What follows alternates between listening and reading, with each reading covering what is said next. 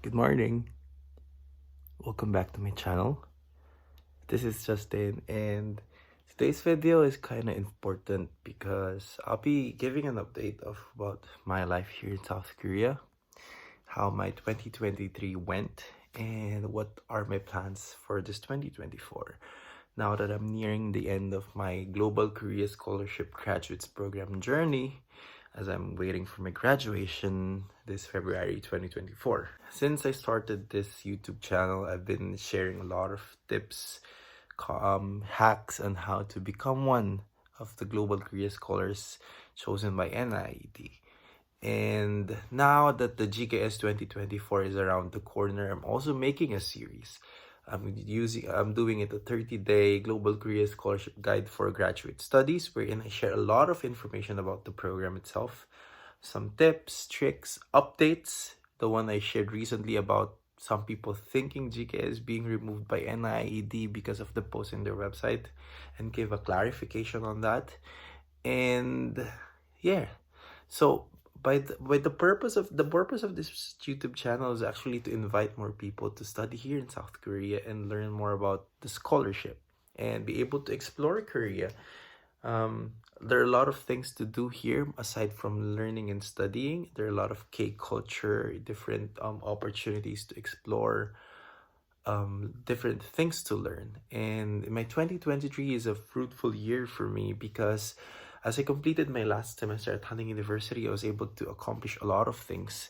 And 2023 also taught me a lot of lessons when it comes to life. And for me, the first lesson I learned in 2023 is the importance of and the effect of consistency. My goal for 2023 was to actually live a healthier lifestyle.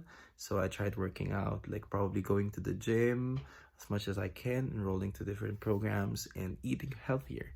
Although in the eating healthier part, I tend to break off because of my binge eating habit.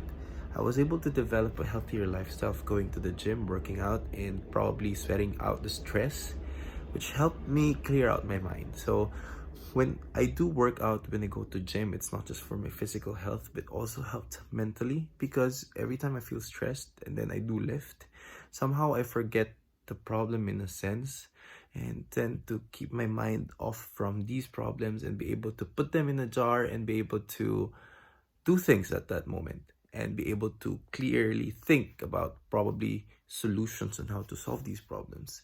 So again, consistency is very important, and that's something I learned in 2023. Aside from that, I was able to explore more about South Korea, which I'm thankful for 2023 as well. When you're a GKS scholar, you tend to have this mindset of focusing on studies, but South Korea is a country that is not only for studies. If you are a student, yes, focus on studies, give that the priority, but there are a lot of things in your list. Studies is number one, but you have to travel, you have to enjoy, be able to mingle to different people, to know more about their culture. Because nowadays, Korea has become trying to become one of the cultural countries, meaning a lot of culture mixing and interacting here in South Korea. And that's a good thing, actually, because as a global citizen, we must be able to identify other culture, be able to learn from other culture, and develop this idea of cultural understanding. And I was able to do that because of the different programs I was able to join here in South Korea for 2023. I'm grateful for the different organizations giving free travels. So Wow Korea is one of them. Fun Day Korea is one of them. Gangnam is also one of the organizations gave me free activities for 2023. And if you're a global career scholar, you must take advantage of these opportunities because you can learn more about Korea beyond what's being taught in the books and in the four corners of your classroom. Well, despite enjoying my 2023, I'm able to focus on my studies, be able to get the results I wanted, and probably that's one realization that I'm thankful for 2023, that I give emphasis on studies. For 2023, I had a lot of projects to accomplish, and what I did is as early as the first month of the semester, I tried my best to have a progress in each of the projects. by the time I'm already on the midterms, I'm finished with almost like 3 out of 4 final projects needed to be submitted. This gave me a leverage when it comes to crunch time moments wherein finals exam, midterms exam, wherein 1 week of studies would not be enough. For me, I was able to do these things because I was able to start early and focus on my studies early. And in 2023, I was able to do that, which is I'm grateful because I've achieved a lot of things when it comes to my academic life, which leads to the victories I had for 2023. So in my social media account, I've been sharing, especially in Facebook, about the results of my studies. So in my 4 semesters at Tani University, I was able to get 4.5 in each of the semester, 4.5 GPA. Although it's not that common to have these types of grades, especially for here in South Korea. I was able to do it because I was focused on doing it. I did my best in all of the subjects I was given to, and I tried my best to participate in all the classes I attended. And I think that's one key ingredient when it comes to getting good grades. You need to have good relationship with everyone in terms of how you understand the class, how you understand the professor, how the dynamics in the classroom works. Because getting good grades would require a lot of effort, and you have to give the effort. And I'm happy that the effort I gave resulted to positive grades.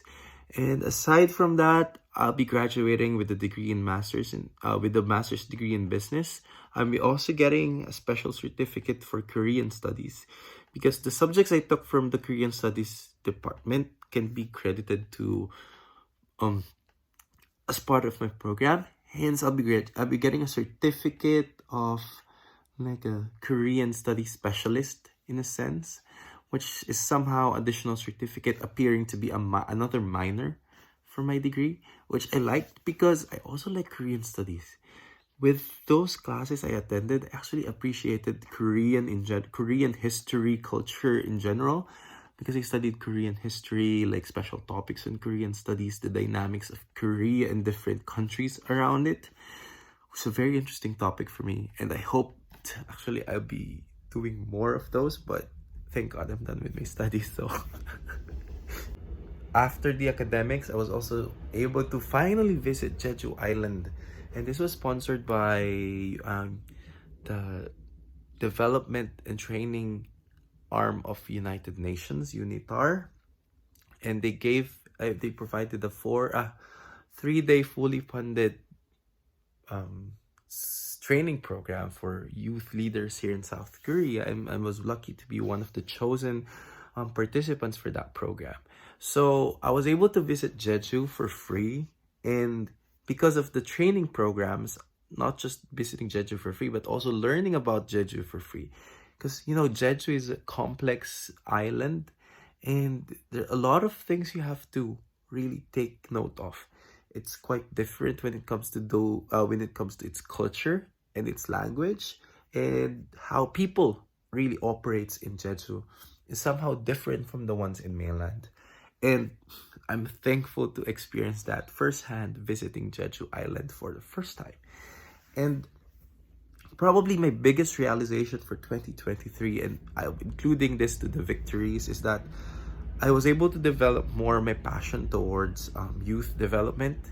I've been joining a lot of ASEAN, United Nations, different youth organizations, East Asia, Asia Exchange Association. These programs have been focusing in developing the youth. And I was able to get this impression of the importance of the youth when it comes to developing the future. And throughout this program, as I was actually developed my passion towards this. So now I'm aligning this video making towards helping you guys, the youth, into equipping yourself, be able to nurture your mind, be able to grasp these opportunities and take it on your own. And I hope by sharing this kinds of video, I'm able to inspire you to do more and be able to see you here in South Korea in the future. Despite the highs for the 2023, I also have a lot of failures. And it's important for me to acknowledge these failures because I think there are some of the results of some decisions I made, and I hope I'll be able to address them moving forward, especially for 2024. And one of them is actually, not achieving high topic score. I've tried my best to learn Korean on the sideline, attended KIP. However, I think my efforts to actually improve my Korean language fell short because I was not actively learning Korean. It was more of a forced idea of learning Korean. It is more for the sake of studies, not for the sake of learning Korean. You, you, you, you get what I mean? It's more of I'm trying my best to align with the requirements instead of appreciating the Korean language itself. I consider it a failure because even if I tried my best, I still achieve level 3. And I'm aiming for a higher level topic score, which I will try my best to develop and acquire this year, hoping to be able to get higher topic on January 2021 as I take it topic exam for the 5th time. I hope I'll be able to get at least topic level 4. Aside from that, another list in my failures for 2023 is those failed attempt to find job, part-time internship. Well, stemming from the issue on topic, a lot of you might wonder why I was not able to get internship despite good grades. It's because a lot of this internship would require you at least level 4 of Korean language proficiency. So if you are interested of getting internships here in South Korea, take note of that. You must have at least topic 4. Topic 4 is important because it gives you liberty in terms of the time or hours you can do internship in a week. As a topic 3 holder, I can only do 15 hours a week. If you have topic 4, you can do work at least 30 to 40 and even unlimited hours, depending on the kikan. If it's during semester, 35. If it's during vacation, it's 40. Unlimited.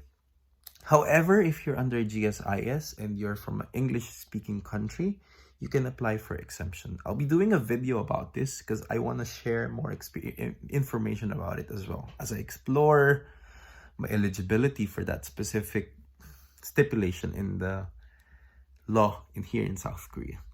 As the last part of this video, I want to share with you some resolutions I've tried to formulate and hopefully be able to stick around for the rest of the 2024. And carrying over the one I did in 2023, health for me is still wealth. So eating healthier, working out more, walking, exploring more Korea by using walking my legs. So these things, health is still my priority. Focusing on mental, physical, social, spiritual health. So I hope I'll be able to keep up with this health transformation. And then aside from that, I want to be focusing on journaling because I did that on the first quarter of 2023, yet I stopped because I got lazy. And now I'm trying different methods of journaling to make it easier because I used to make stories of how I did in the day. However, it tended to become so time consuming for me that I had to stop doing it. Now I'm doing more of a bullet journal in order to make it shorter yet captures everything in the day. And a lot of things more of communication and relationship building because I'm an independent person and also as an introvert, I tend to be myself and I'm okay with that. But I think 2024 is the year for me to try to connect to more people and be able to expand my network beyond my comfort zone, beyond the common people I meet every single time.